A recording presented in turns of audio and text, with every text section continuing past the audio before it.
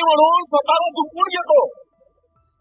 ज्या ठिकाणी आज मोठ्या प्रमाणामध्ये अध्यक्ष महोदय आत्महत्या होत आहे, या संदर्भामध्ये चर्चा झाली पाहिजे. अध्यक्ष महोदय, शेतकऱ्याशिवाय दुसरा कुठला प्रश्न महत्वाचा असू शकतो या सत्रामध्ये? कारण महाराष्ट्र आता सर्वात जास्त शेतकऱ्यांचा आत्महत्या करणारे शेतकऱ्यांचं राज्य झालं. रोज शेतकरी आत्महत्या करतोय. अध्यक्ष महोदय, वीज संगमला त्यामध्ये पात्र सुद्धा त्यांना करत नाही. अपात्र करून मदतीपासून वंचित ठेवला जातो. अध्यक्ष महोदय, रोज आम्ही शेतकऱ्याला मदत होत नाही. आम्ही शेतकऱ्याला कर्जमाफी देतो म्हणून सांगून कर्जमाफी दिली जात नाही, परंतु उलट त्या लोणीकरांसारखे माणसं शेतकऱ्याचा अवमान करतात. शेतकऱ्यांना वाटत त्या पद्धतीनं अध्यक्ष महोदय कुठल्या भाषेत आम्हाला बोलता येत नाही, त्या शब्दाचा वापर करून नाही त्या पद्धतीनं त्याचा अवमान करण्याचं काम झालं. कृषी मंत्री शेतकऱ्याला भिकारी म्हणतात. अध्यक्ष महोदय, हे राज्य शेतकऱ्यांचं राज्य, कृषीवर प्रधान राज्य, आणि या राज्यामध्ये जर इतक्या मोठ्या प्रमाणामध्ये शेतकऱ्यांच्या आत्महत्या होत असतील तर हे भुसणावं आहे का? शेतकऱ्यांच्या हमी भावाला शेतकऱ्यांचा माल खरेदी होत नाही. अध्यक्ष महोदय, 4,500 रुपयांनी सोयाबीन खरेदी केला गेला, 5,500च्या वर कापसाला भाव मिळाला नाही. ज्यावेळेस पीक निघतं त्यावेळेस ते सगळं त्यांचे भाव पाडले जातात.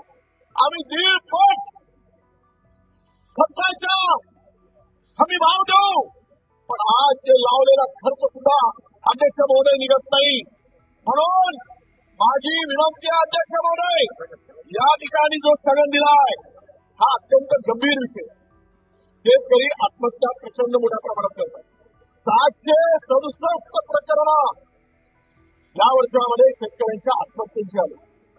3 महिन्यामध्ये जर या राज्यातील 767 शेतकरी आत्महत्या करत असतील तर राज्य कुणासाठी चाललंय?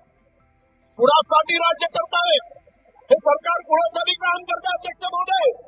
आणि म्हणून मला माझी विनंती आहे, या प्रकरणापैकी जवळपास 200 प्रकरणं या ठिकाणी तपासणी केली. 194 प्रकरणाची चौकशी सुरू आहे. अध्यक्ष महोदय, या सरकारने दिलेल्या पॅकेजचं काय झालं तुम्हाला माहित आहे? अध्यक्ष महोदय, आपण सगळं जाणकार आहात. विदर्भातील अमरावती, अकोला, यवतमाळ, बुलढाणा, वाशिम, वर्धा या जिल्ह्यामध्ये जानेवारी ते ऑगस्ट या 7.5 महिन्याच्या कालावधीमध्ये या शेतकऱ्यांच्या आत्महत्येमध्ये प्रचंड वाढ झाली. कशामुळे वाढ झाली?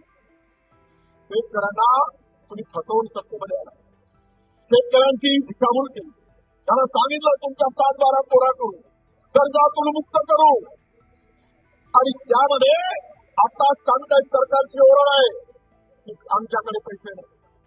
सरकारची तिजोरी खाली आहे. इन्फ्रास्ट्रक्चर उभं करायसाठी सरकारची तिजोरी आहे आणि शेतकऱ्यांचा कर्जमाफ करायसाठी सरकारकडे पैसे नाहीत का? शक्ती मार्गाला बँकेमध्ये 20,000 कोटी रुपये देऊ शकता, मग शेतकऱ्यांना 1 लाख कोटीचा तुम्ही रस्ता बांधू शकता, तर मग शेतकऱ्याला देण्यासाठी पैसे नाही, शेतकऱ्यांच्या कर्जमुक्तीसाठी पैसे नाही. जोपर्यंत या सभागृहामध्ये ही चर्चा आता सुरू करावी अध्यक्ष महोदय, म्हणून आम्हाला विनंती आहे की शेतकऱ्याच्या कर्जमाफी संदर्भात सरकारची भूमिका समिती जाऊ द्या, काय समितीने बनवणार आहे? आणि अवकाळी पावसाचे पैसे दिले नाही, हवे गारपिटीचे पैसे दिले नाही, मागील वर्षीचे पैसे मिळाले शेतकऱ्याला, शेतकरी रोज आत्महत्या करतोय, ही सरकार अध्यक्ष महोदय पुढे जाऊया. आणि म्हणून ही चर्चा आम्हाला आम्ही नोटीस दिली, आम्हाला चर्चा होऊ द्या.